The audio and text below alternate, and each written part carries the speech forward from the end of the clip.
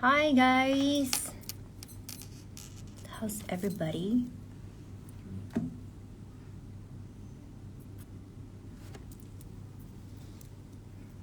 Hi guys, how's everybody feeling today? Hi Serge. So thanks for joining us. Hi Ethan. Thanks for joining us this midweek. I hope everybody's week has been productive this week, and thanks for joining us today. It's our second Instagram live. Okay, just give me a moment.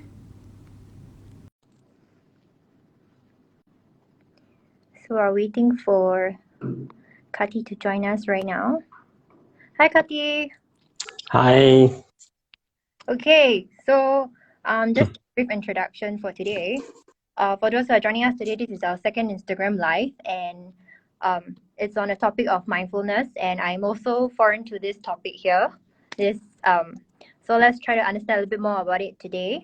And also, there's going to be a giveaway, so don't miss out on the giveaway that is ongoing on Instagram right now. So if you want to know more details, go check out our latest post on our Instagram live. And to increase your chances of winning the book, which is this book here, Mindfulness in 8 Days. Stay tuned to today's Instagram live to find out how you can win.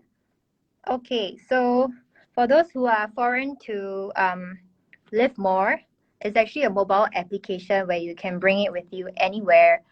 You can browse content from experts worldwide, and it's in your pocket, yeah.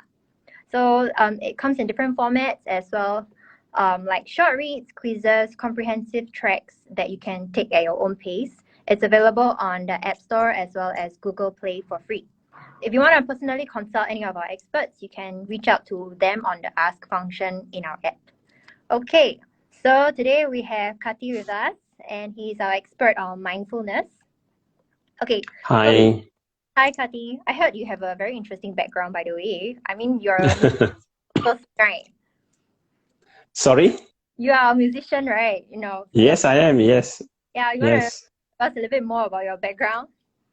Sure. So you want to know more about my background right now? Your not your physical background lah. Your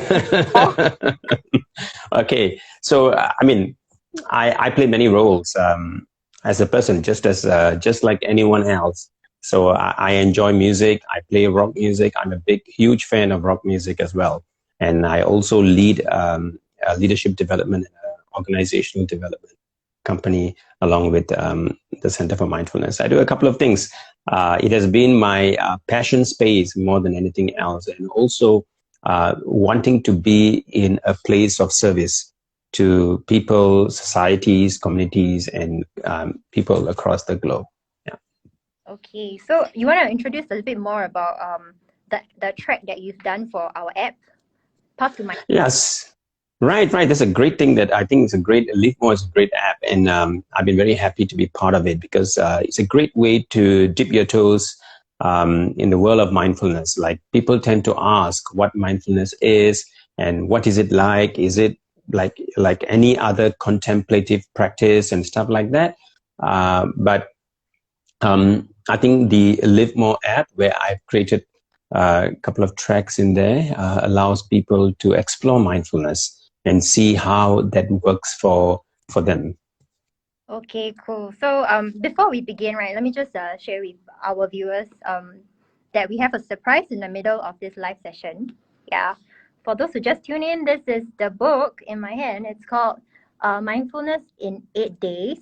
Yeah. So how you can participate is just to pay attention to what Kathi has to share in this session, and then you have to answer a question that we will ask halfway through, and yeah. It's very easy, okay? It's open to international, and the person who answers correctly, we will pick a winner for today. Yep. So to start off, today we will be discussing about mindfulness and whether it is a new fad. So everybody knows like how mindfulness is in the discussion about how it actually changes our health.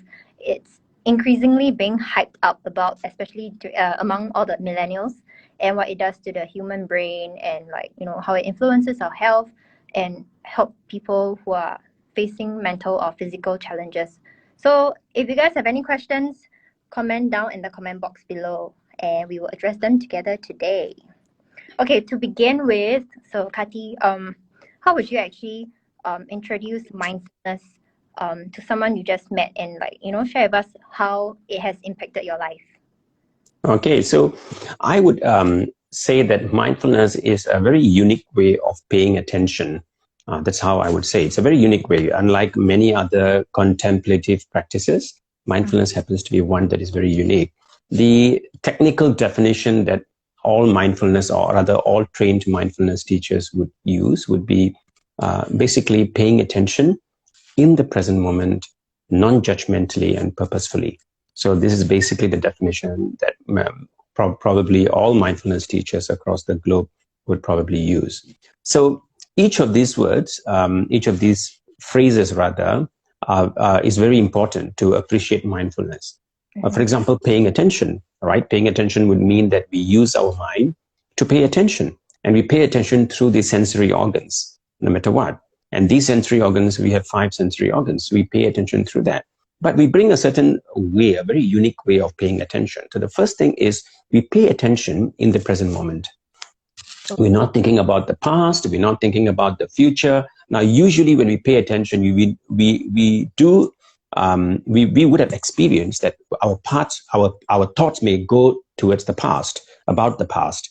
And usually there are many emotions that are associated when we think about the past. It could be regret, it could be happiness, but it's all in the past, right? And sometimes it could also, what I call, gravitate towards the future, which is about what's going to happen tomorrow, what's going to happen in a year or so. And that would also be associated with anxiety, hope, optimism, and all of that. So in mindfulness practice, we are more attuned to paying attention in the present moment, what's happening right now. So that's the second important criterion in that sense. The third one is purposefully. That means we pay attention with a very clear purpose, and we know why we're doing it. Now, there are many purposeful could also mean why we're doing mindfulness. That's one way of looking at it. And the other way of looking at it is connecting our mind to paying attention so that we are doing it intentionally in that sense. Okay. That's a third criterion. The last one, which is called non-mentally. So this is something very unique to mindfulness as well. So while we are practicing mindfulness, we do not evaluate or judge the experience in the present moment. We let it be. All right, we just let it be. Whatever that arises in that present moment, we acknowledge it, we notice it, and then we continue to pay attention. So this makes mindfulness a very, very unique way to actually train our attention and also enhance our well-being, which I'll talk about much later. And to answer, was that very clear? Yeah. You? Yeah. Okay. Yeah. So I'm going to talk about how it benefited me. That was your second question, right? So to me, I learned, go ahead. Yep. Impacted you, like how you actually became a mindfulness coach. All right. So how did I do that? So I first encountered mindfulness as a philosophy back in 1994 when I was conscripted to the military in Singapore, because in Singapore, all male citizens would have to be, would have to send, they call it national service, right? We are conscripted to be part of the military. So I served about 2.5 years. And there, on the table of my sergeant, all right, who was my senior, I encountered a very unique book. And when I read that, it just fascinated me. And then I started to, it really, what I call, impressed me as something very unique. And not only did it teach about mindfulness, it also gave me a certain degree of direction as to how I want to live my life. It also changed my worldview.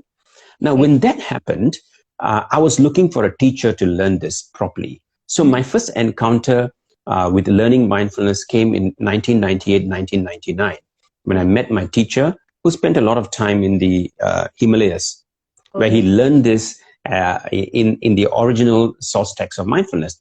In a very, very highly spiritual environment. That was how I, first encountered mindfulness. And then as I was practicing, at that time I was of course employed. I was working in a large corporation, and naturally I realized that my practice of mindfulness and my appreciation of it had a very huge impact in the way I did my what I conducted myself at my workplace. Also led people, because I was for a large what I call period of my career, I was a consultant as well as a project manager, and leading very, very large teams and multiple stakeholders. I realized that I wasn't as stressed. And in fact, I was very intentional. In fact, I felt that nothing could actually kind of steamroll me in that sense. No experience could do that. Even if I were to go downward, I could probably come out of it very quickly. And that was the reward of mindfulness that I experienced. Okay. Yeah. And then what happened was, by the time after 2010, I got to know that mindfulness can also be learned and taught in a secular way. Now, so moving from a spiritual mindfulness experience, I realized actually mindfulness could also be taught in a secular way. Now, the potential of mindfulness being taught in a secular way would mean that it could actually help anyone and everyone. So that actually got me it got me interested to see whether is this something that I would like to do as a career. So what I did was I got trained in mindfulness, and then I got coached by a very famous teacher as well. And then I learned secular mindfulness. And then I realized it was very interesting, because it was very unique in the sense that it's not spiritual, it's not religious, but it is purely secular in the sense that it helps people regardless of whatever faith that you subscribe to, or perhaps no faith at all. So by 2014, I was convinced that this is what I want to do. So I left my job and I started two businesses at that time. One was in the space of culture, organizational culture transformation, as well as leadership development. And then the second thing that I did was to start the Center for Mindfulness in Singapore. And then I thought that through that, I could impact more people in the corporate, in schools, and people from all walks of life, basically people in the space of in communities and in public. So that's how in a very brief way to present my journey into the world of secular mindfulness. So like, it's a secular mindfulness is like is it like yoga? Is it like a meditation? If it's not like spiritual, is mindfulness any different from meditation? No, that's a very good question, Grace. All right. So people often ask, is mindfulness meditation? And there are two schools of thought.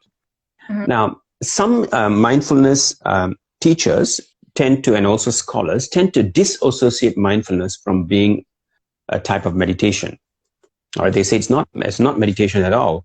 And they would say that mindfulness is mindfulness. We don't have to use the word meditation. Mm-hmm. While the second school of thought tend to approach it by presenting mindfulness as a type of meditation. Okay. All right. So from my perspective, because I'm also a researcher in the especially in the field of my mindfulness and meditation. So I take the position of the second school of thought, which is mindfulness is a type of meditation. All right. But so therefore, the word meditation is perhaps a word to describe a family of contemplative practices. So when you use the word meditation, it means that it refers to a family of many different types of contemplative practices, which in yoga is one of them in there.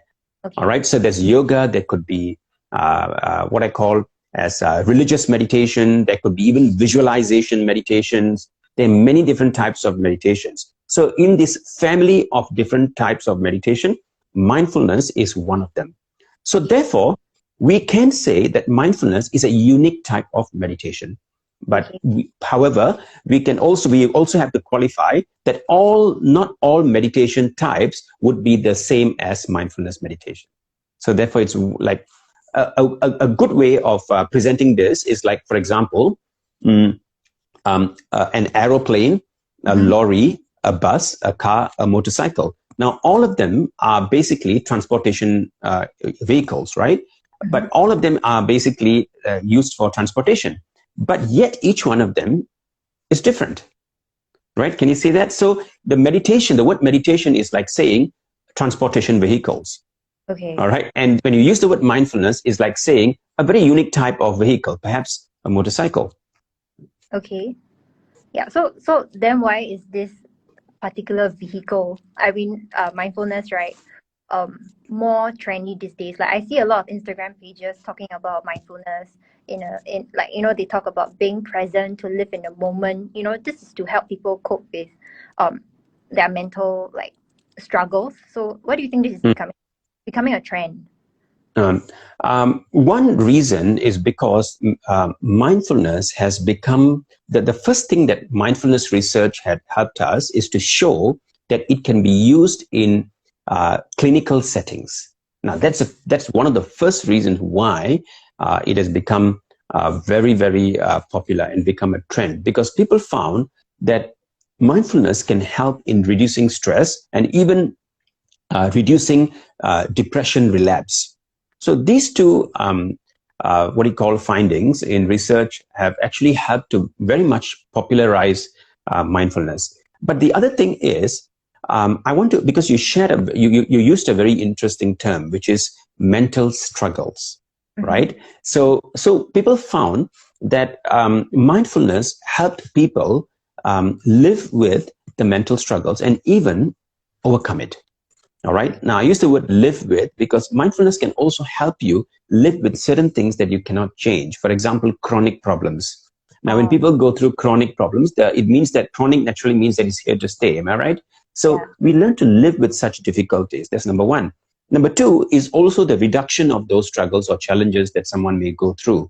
So mindfulness helps us to also reduce the impact of mental struggles or even physical challenges. That's the second thing. But there is also one other thing that why it's becoming a trend. If you realize that there are many large organizations like General Mills, Google, and Aetna, and all of these large corporations also invest in mindfulness training. Now, the question now is whether they are doing this because their staff are stressed, or are they doing this because they want to make their staff perhaps live their life or even perform well in their job perhaps in a far more happy way. All right. So is it possible that mindfulness then can help people to be happy while performing and going about their jobs? So that also tells us another dimension of mindfulness, which is beyond clinical settings. All right. So this is very key. So because when we think of mindfulness, we often associate it with mental struggles. That's one kind of discourse. Now, there is also another kind of discourse, which is that mindfulness can also prevent such problems. Okay. Now, so the preventive approach to mindfulness is something that I'm very passionate about. So the question is, why should I enter the world of mindfulness because I'm having a mental struggle? Is that the only way to enter the world of mindfulness? So yes, of course, it is a very valid thing to do that. However, we can also enter the world of mindfulness to prevent that from happening. It's like building our resilience in that sense. All right. So that's the second reason. The third reason, which is a subset of the second one, which is that people who practice mindfulness also report very, very interesting outcomes. For example, they report being happier. They also report, they say that people report that they're happier when they practice mindfulness. Right? I can see the smile on your face as well. Exactly. That's the one. All right. And people also report that they tend to perform better at whatever task that they're doing. All right. So that's something good. So that also means that people, practitioners of mindfulness, tend to also enjoy benefits beyond mental struggles, which is also the sphere of positivity, which means that your life becomes enhanced and your well-being gets enhanced. So these are probably three of the many reasons that we could cite for mindfulness having become a trend in the recent years. Okay, so we have a question from Alice. She says that if mindfulness is a kind of meditation, do we practice it for just 10 to 20 minutes, or can we practice mindfulness in every second of our lives? Okay, so when you use the word practice means there is a beginning and an end. That's why we call it practice, right? Because when I say please practice this, that means that you're going to start the practice, then you have to end the practice. So naturally, when you say practicing mindfulness, yes, there is a start time and an end time. It could be 5 minutes a day, or it could be 30 minutes a day, it could be 45 minutes a day, or 1 hour a day, depending on how experienced you are and how familiar you are with mindfulness practices. All right, so that's one way to look at it. So the question about a second thing, practicing mindfulness in every second, that's quite impossible. But you can live mindfully every second. They're two different things, right? So living mindfully is quite different from practicing mindfulness. So a practitioner of mindfulness, when they deepen their practice, what happens is people start to live mindfully, which means, what does it mean when I say live mindfully? Very simple. I become more aware of what's happening within me and also outside me. That's number one. Number two is I become more accepting of situations in my life, which means that I tend to respond to it instead of react to it. Now, for example, someone just triggered you at your workplace. The usual response is a reaction, right? Usually that's what happens with most of us, and it's natural for us to do that. However, in mindfulness, because we build the capacity to accept or be accepting from a psychological perspective, we can then respond to it. So that's the second benefit of living mindfully. The third and the last one is noticing a little more than the usual. When I use the word, I'm using the word attention. That means what happens is our capacity and the ability to notice things, to be attentive to details as well as the big picture, also get enhanced with mindfulness practitioners. So a simple question then. So living mindfully, would that mean I become more aware? I also become accepting, which means I respond better. And also I start to notice things in my life, which perhaps I don't notice usually. A simple example is, imagine someone you love just had a new haircut, and then he or she walks into your home, and then you say, "Hi, darling," and then you forgot to notice the new haircut, right? Something practical, right? It happens. So what we're saying is a mindfulness practitioner perhaps is less likely not to notice. I'm not saying they are always, I'm saying less likely not to notice that change, because they become observant. They notice the details and they notice changes. Did I answer your question? Did I hope I answered, yeah. Okay, so would you say that mindfulness has more physical or mental benefits then? Because you mentioned right. For people who are going through mental struggles, then how, like just now you mentioned about chronic issues, maybe like something to do with their body. So how does it benefit them physically or mentally more? Okay, so when it comes to chronic issues, the biggest challenge people go through is the struggle to live with the pain and difficulties. That means when we have chronic problems, right, one of the biggest challenge we have is we can't accept that this chronic issue is going to be there forever, right? That's a challenge.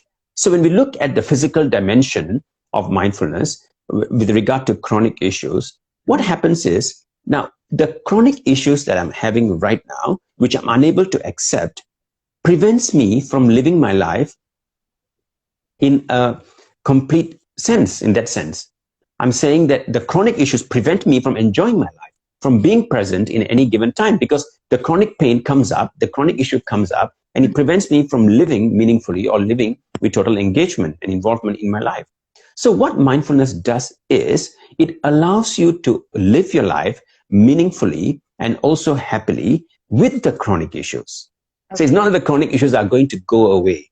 It remains there, right? So let me give an example, illustration to explain this. Now imagine it is raining. Okay. All right. So when you hold an umbrella, it doesn't mean that the raining has stopped. Okay. Then can you see that the rain has not stopped? Mm-hmm. So it means that you holding it. Yeah. Could you say that again, please, Grace? So does it mean that you enjoy the rain? You may not enjoy the rain. You are resilient to the rain right now. That's how I put it. Now, because you are resilient to the rain, you can perhaps now, while holding an umbrella, you could still use your smartphone, right? Because now you are still functioning. So you are functioning in spite of what's happening around you, and you are right in there, right in it. Now, that is the effectiveness of mindfulness, because it allows you to not want to remove the chronic pain, but now you can live with the chronic issues. And therefore, you can be more functional. You live life more fulfillingly in that sense. Now, that's the impact. Now, from another perspective, we also have evidence to show that mindfulness practitioners tend to have shorter recovery time from any kind of illness or any kind of physical issues. So that's also another evidence because again, the way mindfulness works it speeds up recovery time in that sense. Okay. So the mental benefits of mindfulness is equivalent to physical benefits, or how would you weigh? Yeah. So I look at the first thing is even when I was talking about living with chronic issues, actually it is a mental phenomenon, Okay. right? Yeah, living with something is not physical because the physical thing doesn't really change technically, except for perhaps it speeds up recovery time. But otherwise, we learn to live with it. We learn to live with. Therefore, it is a mental phenomenon. So the biggest area of impact to respond to your question directly is actually the space of the mind. Now, that's where the impact of mindfulness is in a great way. Okay. So how would you practice mindfulness every day? Like Now, yeah. there are some practices that are introduced in your track as well. Would you want to share with us and demonstrate so we can do it together?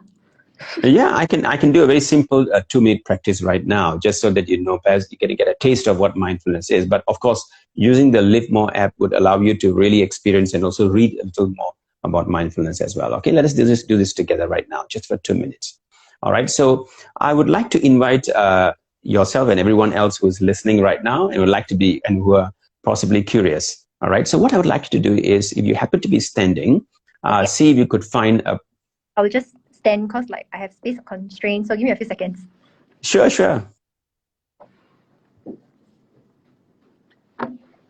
Okay, I'm back. Okay, great. You can sit or stand. It doesn't matter. All right.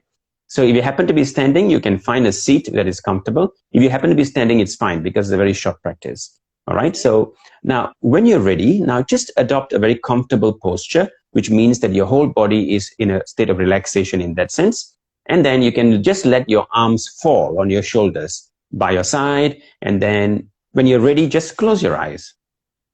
Okay, I try not to fall asleep. Yeah, don't worry. Yeah, I don't think you will fall asleep in 2 minutes. If you do, that means it's time for you to check out and have some rest. Okay. So when you're ready, now please just close your eyes and then gently bring your attention to your feet, just noticing what's happening right there. Do a quick check-in, and then to your ankles, your lower legs, your knees, your thighs, all the way to your abdomen, your chest, and then your arms all the way from your shoulders to your hands and your fingers, and then to your neck, just noticing what's happening there, and then to your face. And then gently shifting your attention to your breathing.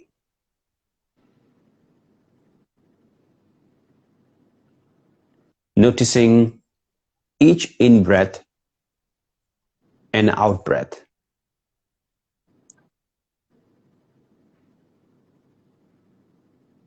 Without changing the way you breathe.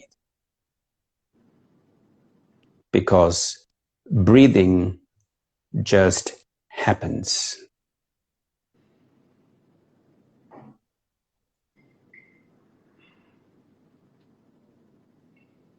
Bringing curiosity as you notice each in-breath and out-breath.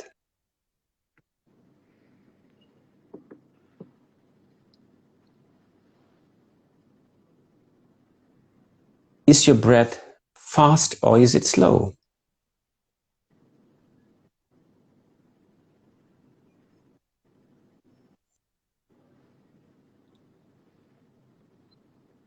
If you were to notice thoughts that may emerge in your field of awareness, which you could see as a distraction perhaps, but that's fine because that's what minds do. Just noticing those thoughts and acknowledging them, and then bringing your attention back to your breath.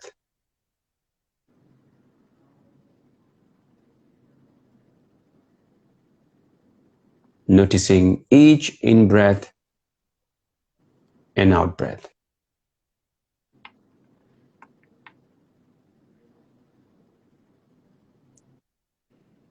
And then as we approach the end of this very short mindfulness practice, give yourself credit for trying this out.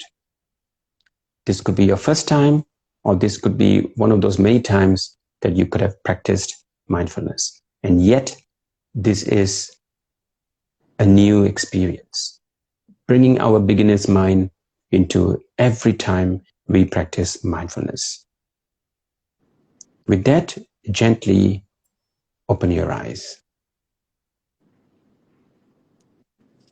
All right, you survived, Grace. You did not fall asleep. Okay, wait, I just run back, okay? Yeah, sure.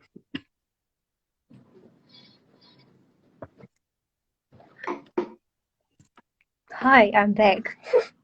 Welcome back. You survived. I'm happy. You did not fall asleep. We can continue on then. Yeah, guys, do it. Right, you did this. Oh, sorry, my mom just called. Okay. Yeah.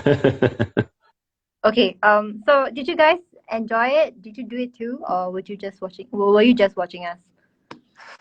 But anyway, time to get active now because we are gonna do the giveaway. Right. Yay. Okay. So you know, it's pop quiz time, and we want to bring this book out. This is actually written by Kathir. So to participate, we are gonna ask you a question, and then the first person, not the first person actually, someone who comments correctly will win this book. We will pick someone. So maybe you guys can name one example of a benefit of mindfulness. Just comment down below and let us know. So Katia, I heard that you wrote this book by accident, right? Yeah. Yes, I did. You want to know how it happened? Is that a question? Yeah. Yeah. So actually, I had some free time in my hand because I was left alone at home for some time because it was. So at that time, I had about, if I'm not wrong, about 6 days, all right, of some time where I could really focus and do something. So I told myself, why not write a book? All right. So this is technically my first book. So I spent then, every time when I woke up in the morning, I started to write. And I wrote all the way till about 7 p.m. every day. I took, of course, frequent breaks, but I kept writing. And interestingly, I finished, the book has 8 chapters, if you realize. Yeah. Every day I finished one chapter. Right. So that was very interesting for me. That was the first time I realized that I could write. And by the 6th day, I finished 6 chapters. All right. And then, so after the 6th day, of course, I only finished 6 chapters. And I told myself, hey, great. There was something great that I could actually write. So what I did was I then added another 2 more days where I told myself I'm going to be just focusing on this. And then I started to write. And then eventually, by the time on the 13th day, I wrote this book in 13 days, actually. By the time on the 13th day, I had edited the whole book and it was done. And I just kept it there. And then one fine day, about more than a year later, I encountered my publisher. And that's when the whole idea of publishing this book came about. Marshall. And I was very thankful. Yeah, Marshall Cavendish. Yeah. And then it was sheer luck, I would say, right? Happened to be the right time, the right place, and happened to have this opportunity to publish this book. So it was purely by accident because I had some free time in my hand, and I was left alone during that particular point in time. And I realized that I should just do this, and I did it. And if I had not that 6 days to myself, I would not have written this book, and I would never become an author, to be very honest. Okay, cool. So I actually read like part of this because I was very foreign to the topic, and I actually realized that mindfulness is not just for people who need mindfulness, but it's actually for everybody to start appreciating your surroundings and your life. And come on guys, just type in the answer, like just a benefit of mindfulness, and you get to walk away with this book. Okay, my boss is going to pay for the shipping, so Okay, if not, we also have a giveaway on our Instagram page. To just participate, you can just check out the details, which is just a comment on, a friend who you think needs some mindfulness advice, and we will be choosing a winner.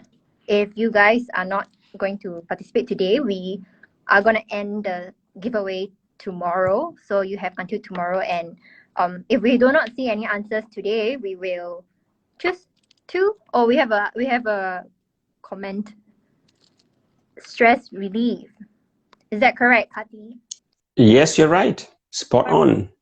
Celia. So Celia, you get this book. So we will contact you, and yeah, we will catch up on DM and we will send it to you. All right. So is there any question from the floor today? If there are no questions, okay, Ian needs mindfulness. Okay, so if there are no questions today, you guys can hop over to our Instagram page as well and take part in the giveaway if you didn't win today. So let me just thank Kathi for joining us on today's Instagram Live. Oh, we have a question that was sent to us previously. Let me just... Okay. Is mindfulness for everybody? And if I'm already happy with my life and I don't have to worry about anything, why I still need mindfulness? Okay, so I take a very different view. Now, I don't think that mindfulness, while mindfulness is valuable and can help everyone and anyone, but that doesn't mean you need to force yourself to practice mindfulness. That is something, because sometimes people tend to think that because it's everyone is practicing mindfulness, therefore I need to do it. All right, so that's I would not say that. I would really I would really request everyone to ask yourself, now, do you think mindfulness possibly can help you, given the research benefits that you've seen, so many articles that you have possibly read? Then yes, why not? Then try it out if you think that it can benefit you. If you think it doesn't benefit, if you think that you're not going to benefit from mindfulness, then don't practice mindfulness. There are many other things that you can learn. So what I'm trying to say is that we don't want to make people feel that you need to practice this. Now, the whole idea that you need to practice this is a kind of stress in itself. Oh, yeah. Right? Yeah, because now you feel that you're out of this whole thing. Oh, I'm not practicing mindfulness. My friends are practicing mindfulness. And therefore now I have created stress for myself. So what I'm saying is that we need to enter the world of mindfulness with a certain degree of a relaxation with understanding. Now, knowing that mindfulness can possibly help me would then allow me to appreciate mindfulness. Or else we may think that this is just another, that's when it becomes a fad. That's when it becomes a fad. So the moment we enter the world of mindfulness with both our eyes open, now that's when it really becomes very helpful. So I don't want to take the view that everyone should practice this. Now that creates more stress. There's already enough stress in the world, and we don't want mindfulness. Instead of reducing stress, it then now creates stress in people's life. So if you don't feel like practicing mindfulness, to be very honest, I think you are a great and a simple human being, just as anyone who's practicing mindfulness. It's not that the person who's practicing mindfulness is greater than you are or somehow became better than you are. You're all the same. You're just simple human beings. So that's the approach, that perhaps a more measured approach and a more, I think, what I call as an approach to mindfulness with total understanding, rather than just doing it for the sake of doing it. Okay, so thanks, KK. Is there anybody who wants to ask any more questions? Feel free to ask any question. We still have a little bit of time. If not, I'm gonna ask you one last question that has been asked by our Instagram story, which is someone who has asked, if I'm busy and I cannot stay still for more than 15 minutes, how can I practice mindfulness? And do you have to make mindfulness a daily routine to reap its benefits? Okay. Excuse me. So many a time I feel that I am busy. All right. So in fact, I am busy. if you look at my to-do list, I have a long list of tasks to be done. But yet, I make time to do certain things in my life. One thing that I always do every day is to brush my teeth. All right. I also make time to have a shower. I also make time to have my meals. Now, so therefore, mindfulness can be actually made a routine in your life if you look at mindfulness just like how you look at exercising or even brushing your teeth, because brushing your teeth is as important as one of my colleagues use this word. It's what I call as dental hygiene is one thing. Mindfulness is like mental hygiene. So so you can look at mindfulness as a mental hygiene. So therefore we can look at it that way. Now when we look at mindfulness that way, then we are now finding time to practice mindfulness in spite of my busy life. It's not that my busy life is going to take away my opportunity to practice mindfulness. Just as in my busy life, I still devote time, I set some time for brushing my teeth, having my shower, etc. Now, in the same way, we can actually set some time for practicing mindfulness. Now, the next question then is, how long? Now, I would say start with just 5 minutes a day. Now, practicing 5 minutes a day is better than practicing 30 minutes once a week. Okay. So when it comes to mindfulness, consistency is perhaps more important than the intensity of practice. Okay. So that's very key. So even it's like vitamin supplements. Am I right? Now, if you took vitamin supplements daily, it's more impactful than taking 7 supplements or 7 capsules once a week. It's probably more harmful to you, right? So we can look at mindfulness like the way we take supplements, health supplements. Okay. Taking it daily is very helpful, and just 5 minutes is good for you to start practicing mindfulness. Now, if some of you may think, how long should it be? Now, the question is not for me to answer how long it should be, but all I can say is that start with 5 minutes and see where that takes you, because each one of us is different. We are different people. And some of us 5 may become 15. For some of us, 5 may become 30. But that doesn't mean the person who's practicing 30 minutes of mindfulness is better than the person who's doing 15 minutes of mindfulness. The fact that you are practicing mindfulness is what that matters. Okay. Thanks, KK. So, You're very welcome. Yeah, thanks for joining us today. For those who want to win the book, you still have another chance.